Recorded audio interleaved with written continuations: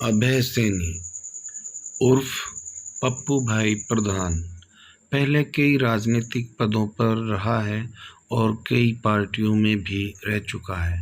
आज उनका 50वां जन्मदिन था, जिसमें पूर्व केंद्रीय मंत्री भंवर जितेंद्र सिंह, राजस्थान में कैबिनेट मंत्री टीकाराम जूली और शहर के कई गणमान्य लोग मौजूद रहे।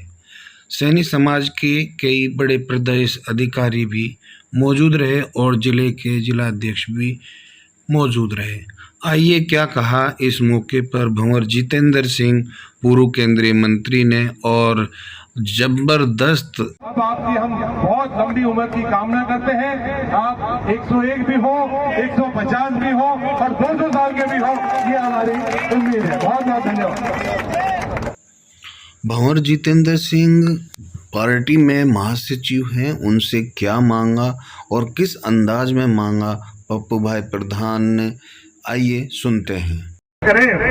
आदरणीय भंवर साहब, एक कहावत बड़ी तेजी से चलती है और उसके ऊपर इतिहास रचा जाता है।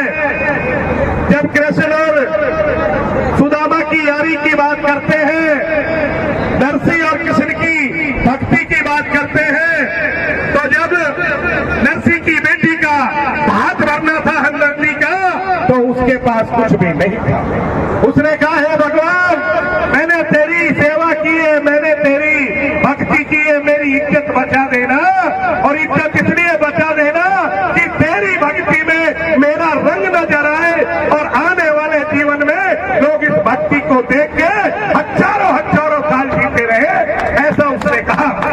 आदरणीय, जैसा ही उसने भगवान की लो लगाई और सब त्रिलोकी के नाथ भगवान श्री कृष्ण जी और उनकी धर्मपत्नी वो भात भरने आई और भात ऐसा भरा था कि वो 56 करोड़ की जो संपत्ति उन्होंने भगवान की सेवा में समर्पित की थी, उससे कई गुना ज्यादा दे गए। रात के 3 बज गए, भात भर गया था और जब वापस लौट रहे थे तो गांव की कोई बूढ़ी जाग गई। उसने कहा, क्या हुआ? बोले, तुम्हें पता नहीं है, आज मनसा सेठ के हरनंदी की शादी में स्वयं भगवान भात भरने आए हैं। नरसिंह जो उनका सबसे कमजोर साथी था, उसकी बेटी का भात भरने आए। उसने की क्या क्या दिया कि सब कुछ तो दिया, पूरे गांव को दिया। उसने कहा, मेरा नंबर नहीं आया आपको। उस बुढ़िया ने कहा, मेरा नंबर नहीं आया।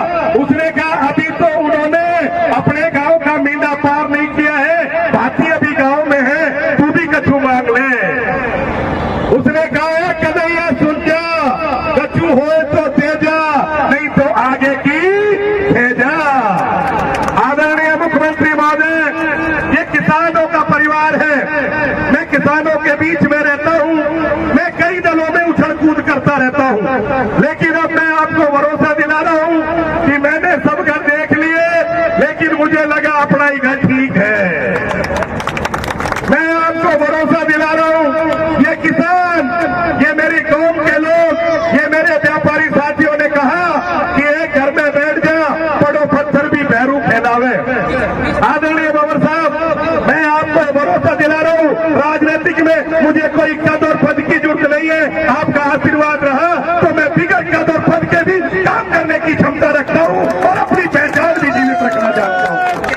आप तो इतना सा कर देना, जिस तरह से नरसिंह के हाथ भरने जब गांव में बूढ़िया ने कहा था कि कछु हो तो दे जा, नहीं तो आगे की भेजा।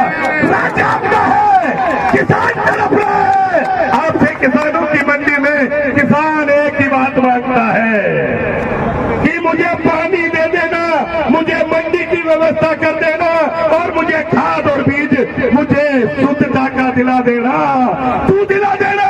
ये तुमको भरोसा दिलाते हैं, ये किसान की कौम आपको कभी पीठ नहीं दिखाएगी। मैं तो इनका प्रत्युत्तर करता हूँ, इसलिए करता हूँ कि मुझे सब्जी मंडी में आप लोगों के आशीर्वाद से दुकान मिल गई। और ये कोई जन्मदिन का कार्यक्रम इसलिए नहीं बनाया कि मैं 50 साल का हो गया, मैंने इसलिए बनाया कि देने वाला आएगा और लेने वाला बैठा रहेगा। जब देने वाला आएगा और लेने वाला मांगेगा तो देने वाला देकर ही। आदरणीय, ये मंडी जो है, ये प्याज की मंडी के नाम से अलवर जानी जाती आती है। क्या क्या किसान और बच्चा आपकी तरफ तक टक्की लगाया बैठा हुआ है, क्योंकि अगर प्याज का सीजन खराब हो जाता है तो हमारा सब कुछ बेकार हो जाता है। आदरणीय भंवर साहब, प्याज के सीजन में बरसात पड़ती है, कीचड़ हो जाता है, किसान खड़ा तमाशा देखता है। हमारे छतरी लगवा दो। आप अगर छतरी लगवा दोगे तो किसान की प्याज भीजेगी नहीं, और पक्का करा दोगे तो कीचड़ नहीं होगी। हम तो आपसे सारी जिंदगी मांगते रहेंगे, और अब तो वैसे भी सावन है, और आप तो वैसे भी भोले भंडारी के रूप के आदमी हो, और आप तो देने में कसर नहीं छोड़ते हो। अपन को प्याज की मंडी पक्की करानी है। आज कब खड़ा हुआ? आदरणीय भंवर साहब, आपका बहुत बहुत आभार। मैंने तो आपको जन्म दिवस के कार्यक्रम में बुलाया था, लेकिन जब दाता देने आता है तो हमको कुछ ना कुछ कहना पड़ता है। आपका बहुत बहुत